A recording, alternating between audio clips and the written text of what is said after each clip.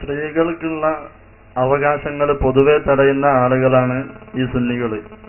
കാരണം ഹജ്ജിന് പോയാൽ വരെ മസ്ജിദുൽ ഹറാമിൽ കൊണ്ടുപോവാതെ സ്ത്രീകളെ റൂമിൽ നിന്ന് നിസ്കരിപ്പിക്കുന്ന പതിവ് സുന്നികളുടെ പതിവാണ്.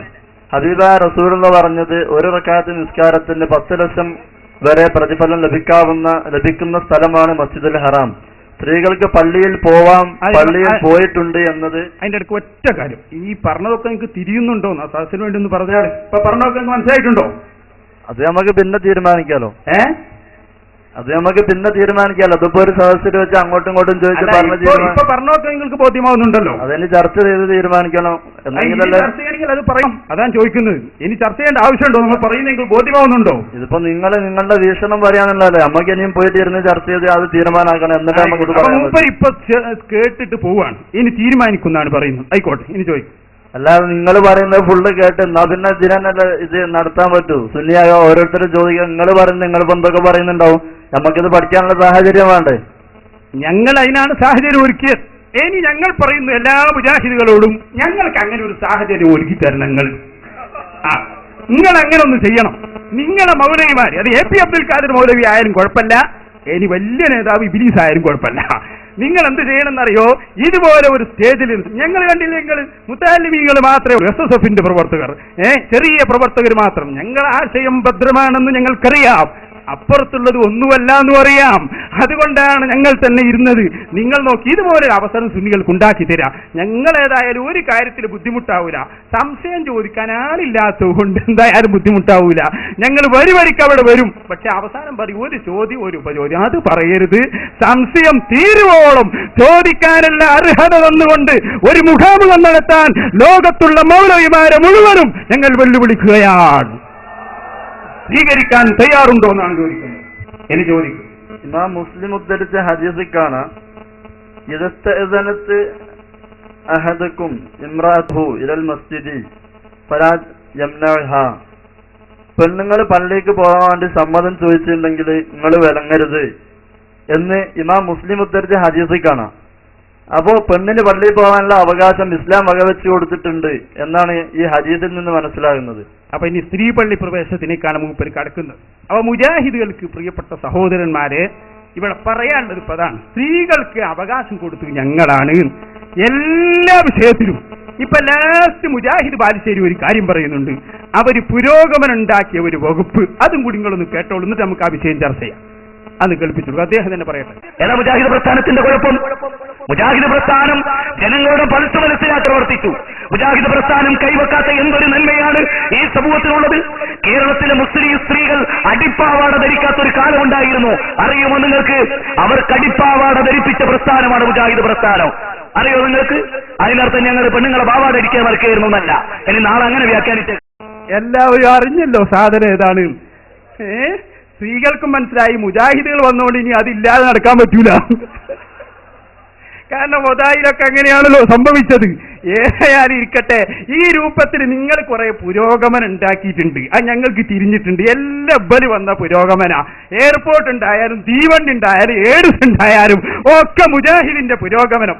അക്കൂട്ടത്തിൽപ്പെട്ട ഒരു പുരോഗമനവാദമാണ് നമ്മുടെ മൗലവി. അയാളെ നാവുകൊണ്ട് തന്നെ പറഞ്ഞതാണല്ലോ. അതിന്റെ ബാക്കിയും കൂടി ആൾക്ക് പറയാനുണ്ട്. അത് നമ്മളെ സദസ്സിന് പറ്റാത്തതുകൊണ്ടാണ്. വേണമെങ്കിൽ ഇൻഷാ അല്ലാഹ് അടുത്ത സദസ്സിൽ ഞങ്ങൾ അതും കേൾപ്പിക്കും. മുജാഹിദുകളെ, നിങ്ങളുടെ അടിത്തറ ഇളക്കിയിട്ടേ ഞങ്ങൾ അടങ്ങൂ.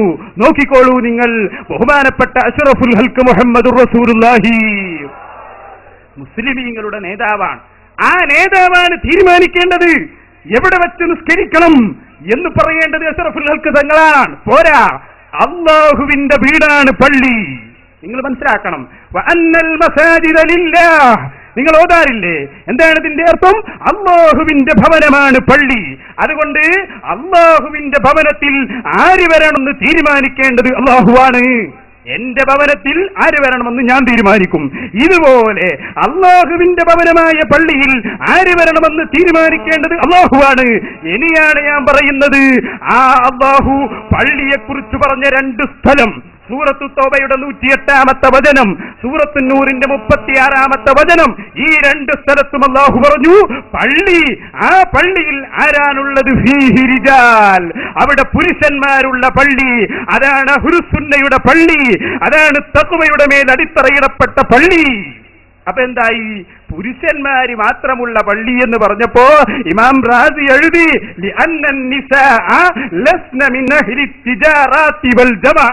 സ്ത്രീകൾ ജുമുഅക്കും ജമാഅത്തിനും പോവേണ്ടവൾ അല്ല. അതുകൊണ്ടാണ് അവിടെ പള്ളിയെക്കുറിച്ച് പറഞ്ഞപ്പോ പുരുഷന്മാരെന്ന് പ്രത്യേകം പറഞ്ഞത്. അപ്പൊ മനസ്സിലാക്കണം, പള്ളി അള്ളാന്റെ വീടാണ്.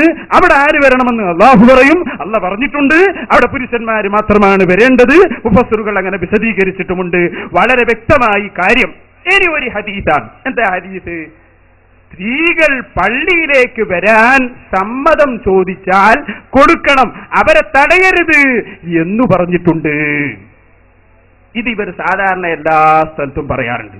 എന്റെ മുജാഹിദുകളോട് പറയാനുള്ളത്, നിങ്ങളെ മുമ്പ് ഈ ഹദീസൊക്കെ പണ്ഡിതന്മാര് കണ്ടിട്ടുണ്ട്. അത് ഏതാണ് എങ്ങനെയാണെന്ന് വിശദീകരിച്ചിട്ടുണ്ട്. ബഹുമാനപ്പെട്ട ഇമാമുന ശാഫിഈ റളിയല്ലാഹു അൻഹു തന്റെ കിതാബുൽ ഉമ്മിൽ ഈ ഹദീസ് കൊണ്ടുവരുന്നു. എന്നിട്ട് ബഹുമാനപ്പെട്ടവർ പറയുന്നത് കാണാം. ഈ ഹദീസിന്റെ വ്യാഖ്യാനം എന്താണെന്ന് മനസ്സിലാക്കണം.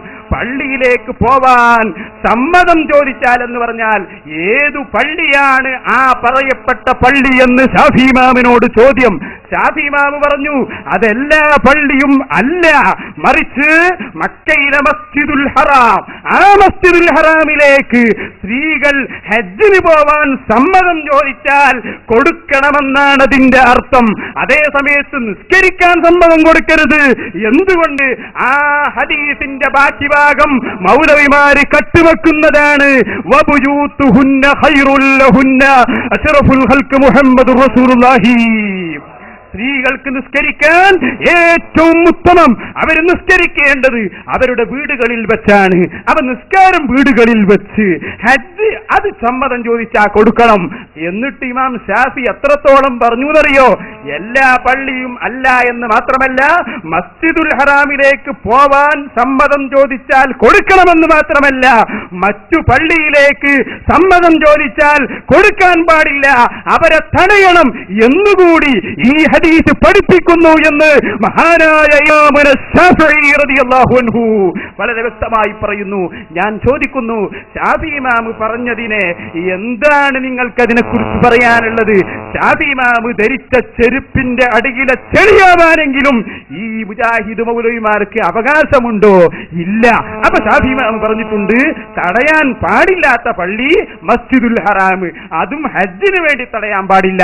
ബാക്കിയുള്ള പള്ളിയൊക്കെ തടയണം. അതിനും ഈ ഹദീസ് ദലീലാണ്. ഇമാം ഷാഫിയുടെ ഇഖ്തിലാഫുൽ ഹദീസ് 7-ാം വാള്യത്തിന്റെ 171-ാമത്തെ പേജിൽ ഈ വിശദീകരണം കാണാവുന്നതാണ്.